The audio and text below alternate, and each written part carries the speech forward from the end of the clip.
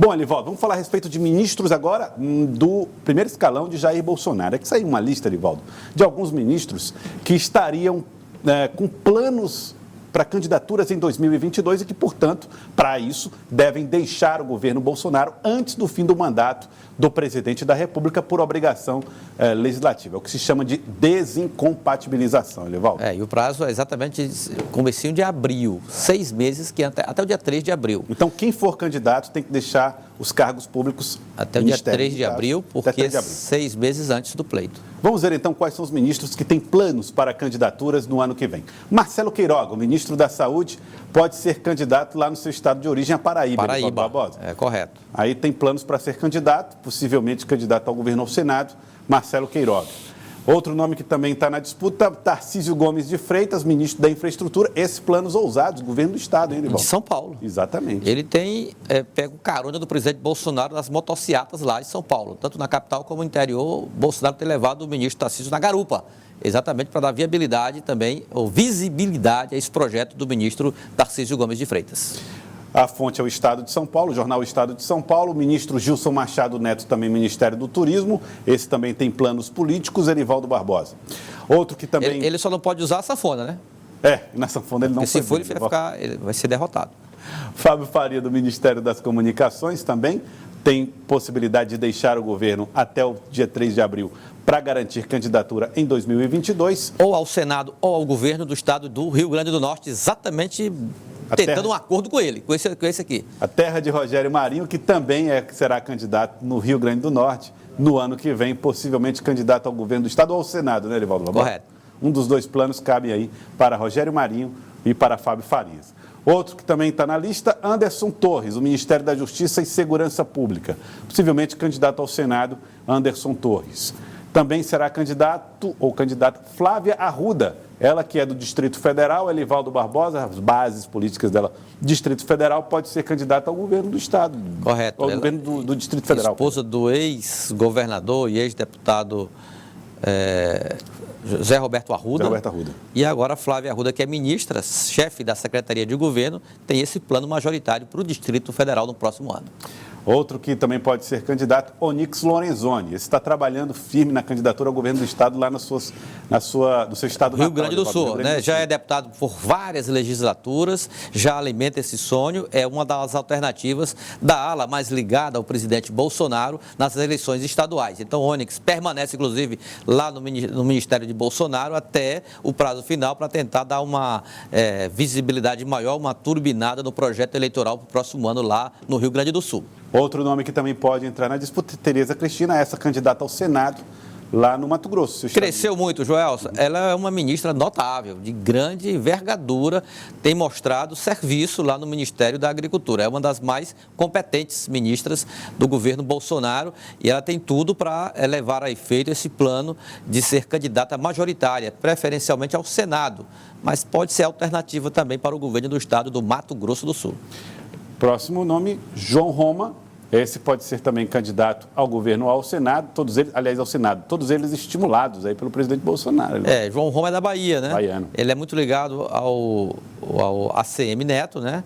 Que continuou com o DEM, brigou com o Rodrigo Maia, mas continuou lá apoiando a base aliada ao governo do estado. A ideia é integrar João Roma, a ACM, na disputa majoritária na Bahia.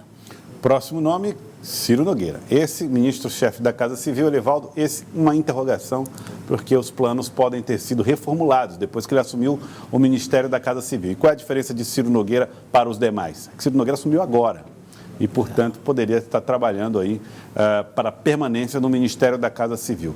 O ministro Ciro Nogueira, que tem a sua primeira agenda no estado do Piauí já marcada, Elivaldo Barbosa? Será neste final de semana. Hoje eu conversei com o presidente estadual do Progressistas, Júlio Arcoverde, e o deputado deu detalhes de como vai ser essa agenda. Joelson, pelo que ele falou, é uma agenda institucional, mas também uma agenda política. Vamos acompanhar.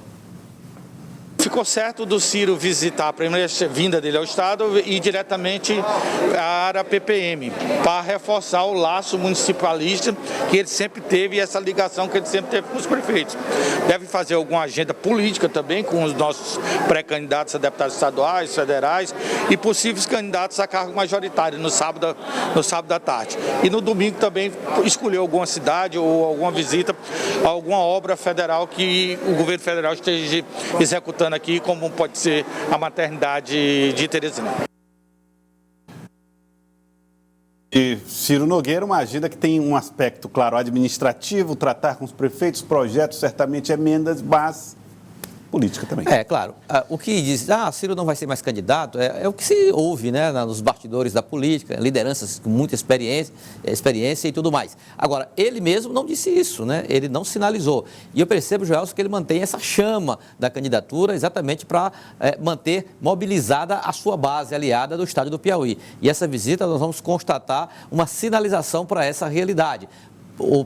Mas que de uma coisa é certa, Ciro Nogueira, no Ministério da Casa Civil, ele já deu uma nova performance às oposições do Estado, né? Ele já deu uma encorpada nas oposições do Estado. Então, nomes que pleiteiam essa vaga na chapa majoritária ou que estão com disposição de concorrer, já estão se mexendo. Por exemplo, Silvio Mendes, já participando até de festejos no interior, apesar de ser sua terra natal, Campo Maior, a deputada Iracema Portela, e hoje pela manhã o ex-senador João Vicente Claudino conversou longamente com os vereadores Aloísio Sampaio e Edson Melo, um presidente do Progressistas em Teresina e o outro um tucano de raiz, presidente do PSDB da capital. E eu conversei agora há pouco com o Edson Melo, ele me disse, olha, ele está com muita disposição de participar efetivamente desse projeto majoritário do próximo ano. Claro que não detalhou, não definiu, porque depende de muitos fatores. Mas, de certa forma, João Vicente está aí no jogo, nessa seara,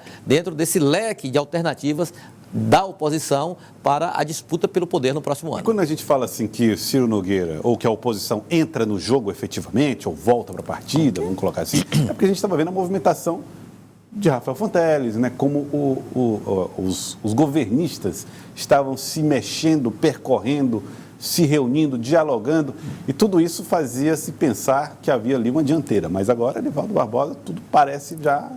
Até porque, Joelson, no próprio Progressistas, a gente tinha o quê? Um partido dividido, metade no governo, metade na oposição, um assédio muito forte das forças governistas com relação a prefeitos filiados ao Progressistas. A perda de uma liderança importante que é Firmino Filho. Exatamente, uma perda que foi assim, a mais significativa, não tenha dúvidas, que foi a Firmino Filho, com a morte do ex-prefeito de Teresina. Então, muita situação que diminuiu bastante a musculatura política das oposições.